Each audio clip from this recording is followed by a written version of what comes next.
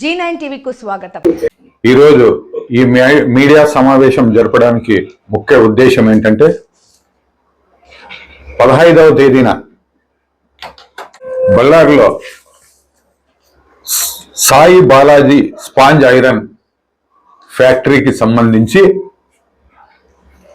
దాదాపు 1500 మెట్రిక్ టన్నులు ఐరన్ అక్కడికి ముడి సరుకు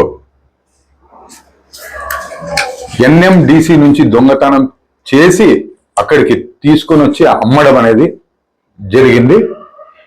ఈ విషయాన్ని కర్ణాటక పోలీసులు వాళ్ళని పట్టుకొని విచారణ జరిపి ಐರನ್ ಫ್ಯಾಕ್ಟರಿಗಳಿಗೆ ನಾವು ಅದನ್ನ ಸಪ್ಲೈ ಮಾಡಿದೀವಿ ಅನ್ನುವಂಥದ್ದನ್ನ ನಮ್ಗೆ ಮಾಹಿತಿಯಲ್ಲಿ ತಿಳಿಸ್ತಾರೆ.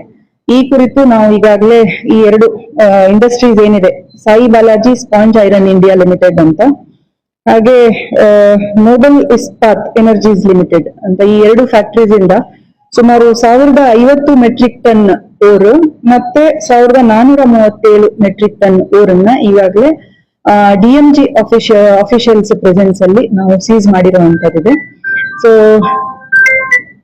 ಈ 4 ಜನ ಆರೋಪಿತರನ್ನು ನಾವು ಇನ್ನೂವರೆಗೂ ವಿಚಾರಣೆ ಮಾಡ್ತಾ ಇರುವಂತದ್ದಿದೆ. ಇನ್ನು ಇದರ ಹಿಂದೆ ಯಾರಿದ್ದಾರೆ, ಯಾರು ಇದನ್ನ ವ್ಯವಸ್ಥಿತವಾಗಿ ನಡೆಸ್ಕೊಂಡು ಹೋಗ್ತಾ ಇದ್ದಾರೆ, ಯಾರು ಇದನ್ನ ಎಕ್ಸಿಕ್ಯೂಟ್ ಮಾಡ್ತಾ ಇದ್ದಾರೆ ಅನ್ನುವಂಥದ್ದು ನಾವು ಹೆಚ್ಚಿನ ತನಿಖೆಯನ್ನು ಮಾಡಬೇಕಿದೆ. ಆಸ್ ಆಫ್ ನೌ ಎಷ್ಟು ಸೀಜರ್ಸ್ ಆಗಿದೆ, 4 ಜನ ನಾವು ವಶಕ್ಕೆ ತಗೊಂಡು ವಿಚಾರಣೆಯನ್ನು ಮುಂದುವರಿಸ್ತಾ ಇದ್ದೇವೆ.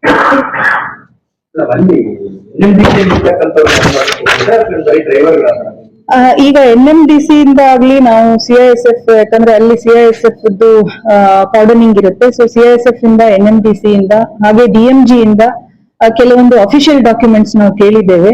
ಸೊ ಅದನ್ನ ನಾವು ಪಡೆದು ವಿಚಾರಣೆ.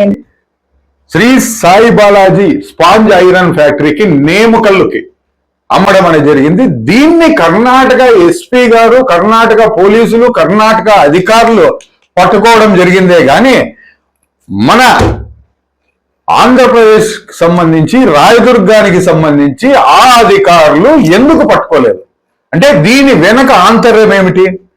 ఈ ఐరన్ ఫ్యాక్టరీకి అధికార పార్టీ నాయకుడికి ఉన్న సంబంధమా, లేక ఇతరులు ఏమన్నా ఉన్నాయా అనేది బహుజన్ సమాజ్ పార్టీ ముఖ్యంగా క్వశ్చన్ చేస్తా ఉంది. ఈ విషయము అంటే 1000 టన్నులు వీళ్ళు దొంగతనానికి గురయ్యి దొంగ సరుకు బార్డర్ దాటి మన ఆంధ్రాలోకి వస్తున్నా కూడా అధికారులు నిమ్మకి నీరెక్కినట్లు వ్యవహరిస్తున్నారు అని చెప్పేసి నేను తెలియజేస్తున్నా.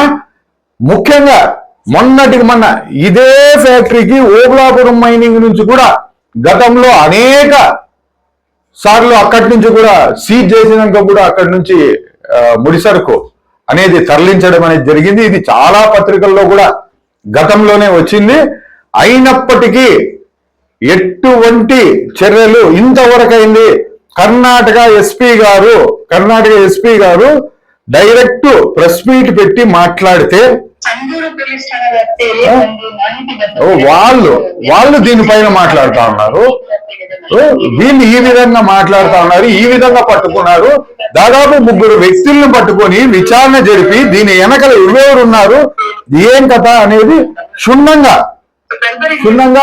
వాళ్ళు కర్ణాటక పోలీసు వాళ్ళు చూస్తా ఉన్నారు. ఇక్కడ ఇప్పుడు చూడండి. ಬಳ್ಳಾರಿ ಬಯಲಲ್ಲಿರುವಂತಹ ಐರನ್ ಫ್ಯಾಕ್ಟರಿಗಳಿಗೆ ನಾವು ಅದನ್ನ ಸಪ್ಲೈ ಮಾಡಿದೀವಿ ಅನ್ನುವಂಥದ್ದನ್ನ ನಮ್ಗೆ ಮಾಹಿತಿಯಲ್ಲಿ ತಿಳಿಸ್ತಾರೆ.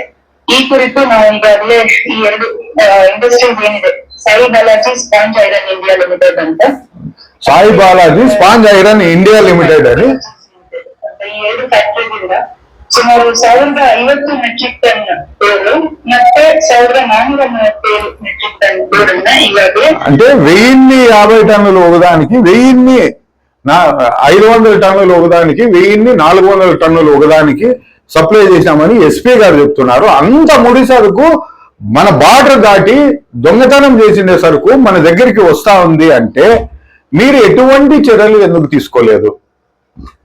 దీనిపైన బార్డర్ దాటేటప్పుడు అధికారులు దానిపైన నిఘా ఉంచారా? దీని వెనక ప్రతి ఒక్కటి మేము ఎక్కడో అభివృద్ధి జరుగుతోంది, అభివృద్ధి చేస్తున్నాం, అవి చేస్తున్నాం, ఇవి చేస్తున్నాం, ఇంటర్నల్ గా ఇవన్నీ చేస్తా ఉన్నారు. దీనికి సమాధానం చెప్పరా? దీనిపైన చర్యలు తీసుకోరా?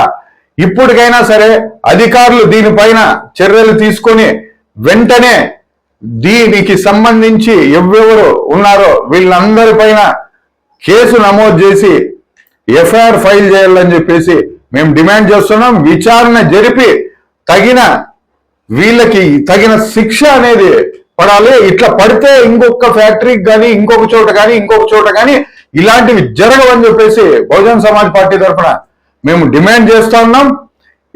ఈ విషయాన్ని నిన్న కూడా చెప్పాను.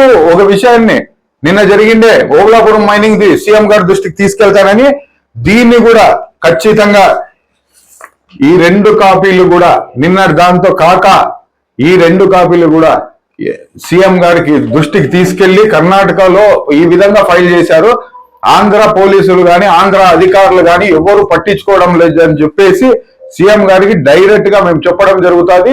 మేము తొందరలోనే సీఎం గారిని కలుస్తామని చెప్పేసి తెలియజేస్తూ జై భీమ్, జై భారత్.